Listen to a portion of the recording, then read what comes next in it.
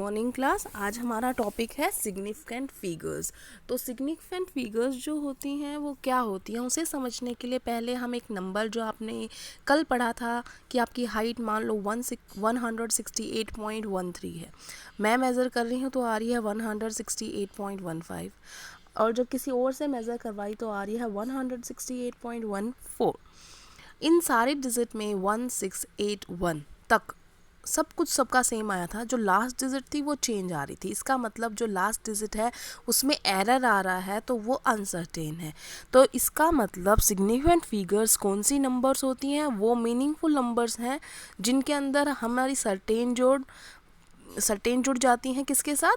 जो अनसर्टेन है। हमारी अनसर्टेन कौन है?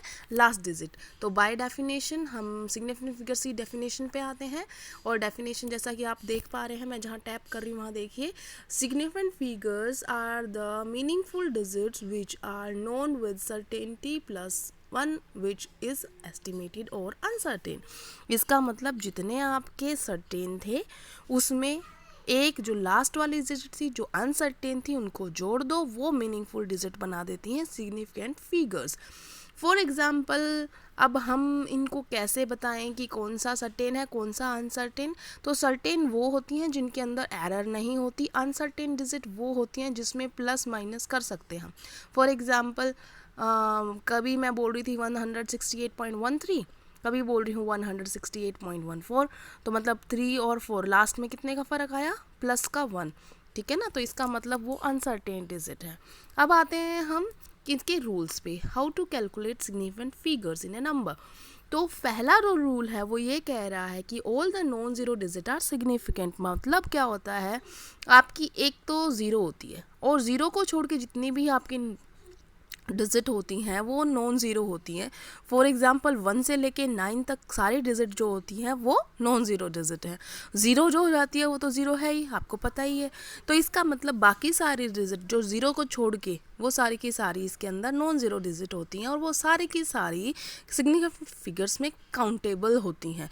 तो इसका मतलब अगर आपको कोई 285 सेंटीमीटर जैसा कि एग्जांपल दिखाया गया है तो इसमें सारे के सारे नंबर नॉन ज़ीरो हैं, तो इसका मतलब इसमें कितने नंबर हैं? 1 2 3, 285, 3 नंबर हो गए ना। तो इसकी कितनी सिग्निफिकेंट फिगर्स आ गई? 3 सिग्निफिकेंट फिगर्स आ चुकी हैं। ऐसे ही कोई आपको 25 बोलेगा तो 25 में 2 और 5 वो सिग्निफिकेंट फिगर हो गई, तो 2 सिग्निफिकेंट फिगर्स आ गई। अब हम आते हैं नेक्स्ट रूल पे, जो ये कह रहा है कि अगर ज़ीरो जो होती हैं वो पहले आ जाती हैं नॉन ज़ीरो डिजिट से, कोई जो पहली नॉन ज़ीरो डिजिट है उससे भी पहले कोई ज़ीरो आती है, वो सारी की सारी सिग्निफिकेंट नहीं होती। इसका मतलब सारी की सारी हम उनको कैलकुलेट ही नहीं करेंगे। जो ज़ीरो नॉन ज़ीरो डिजिट से पहले रखी जाएंगी उनको हम काउंट नहीं करेंगे। तो जैसे आपको एग्जांपल में दिखाई दे रहा है 0.03 में सिर्फ एक नॉन ज़ीरो डिजिट है और उससे सारे के सारे ज़ीरोज़ पहले हैं, तो वो काउंट नहीं होंगी। सिर्फ एक डिजिट जो 3 है वो काउंटेबल होगी। इसका मतलब इसका सिग्निफिकेंट फिगर निकालेंगे तो 1 आएगा। ऐसे ही 0.0052, इसके अंदर सिर्फ 52 जो है वो नॉन ज़ीरो डिजिट है, बाकी सारी ज़ीरोज़ जो हैं वो नॉन ज़ीरो से पहले हैं। इसका मतलब जो ज़ीरो लेफ़्ट साइड में है नॉन ज़ीरो के वो सारी सिग्निफिकेंट फिगर्स नहीं काउंट होंगी। तो इसका मतलब इसके सिर्फ 2 आई, 5 और 2 सिग्निफिकेंट फिगर्स इसके लिए कैलकुलेट हो गए। अब आते हैं हम थर्ड रूल पे, जो ये कह रहा है कि अगर ज़ीरो दो नॉन ज़ीरो डिजिट के बीच में आ जाती है तो वो काउंट होगी। फॉर एग्जांपल 2.005, तो इसमें 2 और 5 के बीच में दो नॉन ज़ीरो डिजिट है, दो ज़ीरो डिजिट है नॉन ज़ीरो के बीच में, तो ये चारों की चारों काउंट होंगी। दो तो नॉन ज़ीरो थी ही पहले से और जो ज़ीरो है वो दोनों के बीच में है, इस वजह से ये दोनों काउंट होंगी। तो इसकी 4 सिग्निफिकेंट फिगर्स आ गई। फॉर एग्जांपल अगर मैं बोलती हूँ 105, तो 105, 1 भी काउंटेबल है, 5 भी काउंटेबल है, और क्योंकि ज़ीरो दोनों नॉन ज़ीरो डिजिट के बीच में है तो काउंटेबल होगी। तो इसका मतलब उसकी 3 सिग्निफिकेंट फिगर्स आएंगी।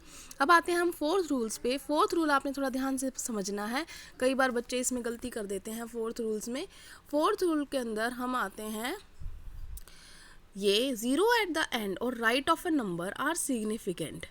जो ज़ीरो जो होती है किसी नॉन ज़ीरो डिजिट के पीछे की साइड आए या राइट साइड में आए किसी नंबर के, तो इसका मतलब वो आपने काउंट करनी है। अगर वो डेसिमल पॉइंट के राइट साइड में है तो ही। अगर डेसिमल पॉइंट के राइट साइड में नहीं है तो आप उसे काउंट नहीं करेंगे। अब आपको ये बात समझ में तो नहीं आई होगी, तो हम उसके लिए एग्जाम्पल समझते हैं। क्या कह रहे हैं हम, देखो ये 100 है, आपको एग्जाम्पल दिखाई दे रहा होगा। तो इसमें जो ज़ीरो है वो राइट साइड में तो है, लेकिन डेसिमल पॉइंट अगर हम लगाएंगे तो वो तो लेफ्ट साइड में पड़ जाएगी, है ना। 100 को अगर डेसिमल में लिखोगे तो आप कैसे लिखोगे, 100 पॉइंट ना। तो 100 पॉइंट तो वो ज़ीरो किस साइड पड़ गई, लेफ्ट साइड में। तो इसने क्या कहा था कि जो जीरो नॉन ज़ीरो डिजिट के आए पीछे आए, लेकिन अगर डेसिमल पॉइंट के लेफ्ट साइड में आएगी तो वो काउंटेबल नहीं होगी, अगर राइट साइड में होगी तो ही काउंटेबल होगी। तो इसका मतलब क्या हो गया, अब 100 लिखा है तो इसमें सिर्फ एक ही सिग्निफिकेंट फिगर होगी जो कि 1। लेकिन अगर ये कोई आपको 100 पॉइंट लिख दिया, देखो दशमलव लगाया लेकिन आगे कुछ नहीं लिखा बट पॉइंट लिखा है, तो इसका मतलब 100 पॉइंट मतलब 100 पॉइंट, तो इसमें कितनी पॉइंट तो लिख दिया। तो अब इसमें कितनी सिग्निफिकेंट फिगर्स हो गई, 1 0 0, बस दशमलव है तो अब ये काउंटेबल होगी। ठीक है, तो हम इस हिसाब से इसको चेंज कर सकते हैं। फॉर एग्जांपल अगली वाली है 100.0, तो ये भी हम काउंटेबल लिख लेंगे और ये कितनी हो जाएंगी, 4 हो जाएंगी। तो इसका मतलब हम कैसे लिख सकते हैं, अगर हम दशमलव के, तो इसी तरीके से हम अब इस 100 को कई नोटेशन में अगर लिखना चाहें, जैसे आपको कल मैंने साइंटिफिक नोटेशन दिखाई थी, तो अगर उनसे देखना चाहें तो आप 100 को किस हिसाब से लिख सकते हैं, आप 100 को 1 × 10⁻² लिखेंगे तो ये सिर्फ 1 ही लिखा है। बेटा साइंटिफिक नोटेशन को हम सिग्निफिकेंट फिगर्स में काउंट नहीं करते हैं, तो आप 10⁻² को तो भूल जाए कि इसका सिग्निफिकेंट फिगर कुछ नहीं है। उसके आगे जो है उस डिजिट को देखिए आप, 1 है तो इसका मतलब इसका सिग्निफिकेंट फिगर 1 ही है, एक ही सिग्निफिकेंट फिगर है। लेकिन अगर आप 1.0 × 10⁻² लिखते हैं तो 0 राइट में आ गई डेसिमल पॉइंट के, तो इसका मतलब दोनों काउंट होंगे।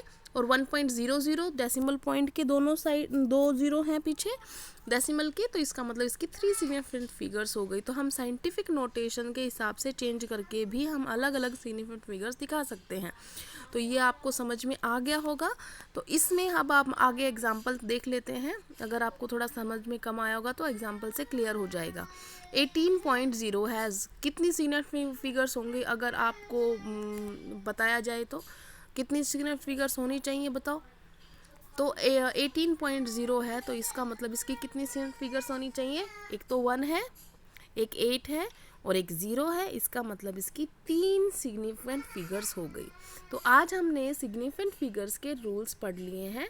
ठीक है, कल हम इसके एडिशन और मल्टीप्लिकेशन के पढ़ेंगे।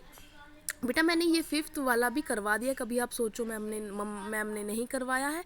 तो ये जो लिखा है ना, counting the numbers of object for example 2 balls और 20 eggs have infinite significant numbers. तो इनफाइनाइट क्यों बोला है उनको, क्योंकि हम उनको नोटेशन में लिख सकते हैं, है ना, अलग अलग करके भी लिख सकते हैं। जैसे 2 बॉल्स हैं, 2 बॉल्स के हम 2.0 बॉल्स भी लिख सकते हैं, 2.000 बॉल्स भी लिख सकते हैं, 2.000 बॉल्स भी लिख सकते हैं, तो कितनी भी हो सकती हैं। तो जो नॉर्मल मतलब पूरे नंबर होते हैं ना, फ्रैक्शन के नहीं होते, उन नंबर्स के infinite number of significant figures हम लिख सकते हैं।